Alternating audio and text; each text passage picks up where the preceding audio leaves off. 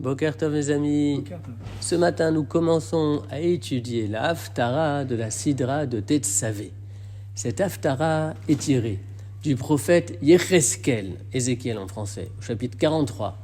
Elle commence au verset 10 et se termine au verset 27. Elle se compose de deux temps. La première partie du verset 10 au verset 18, deuxième partie, verset 19 au verset 27. Et chacun de ces deux passages est introduit par l'expression Ben Adam, fils de l'homme.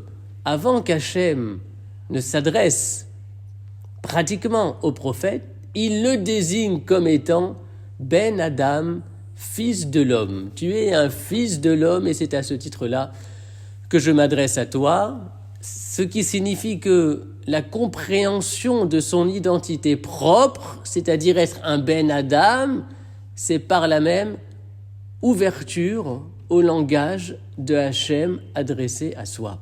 Il faut avoir conscience de son humanité, du fait que l'on est Ben Adam, pour entendre Hachem.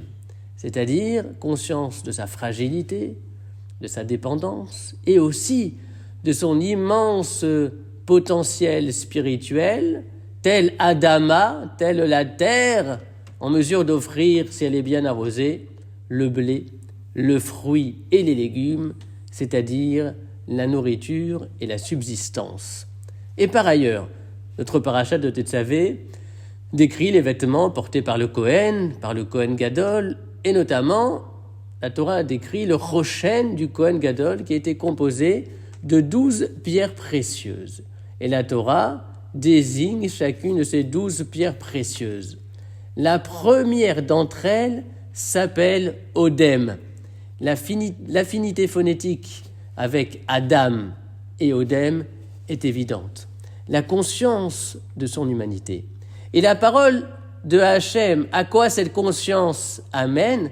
C'est la plus belle des pierres précieuses.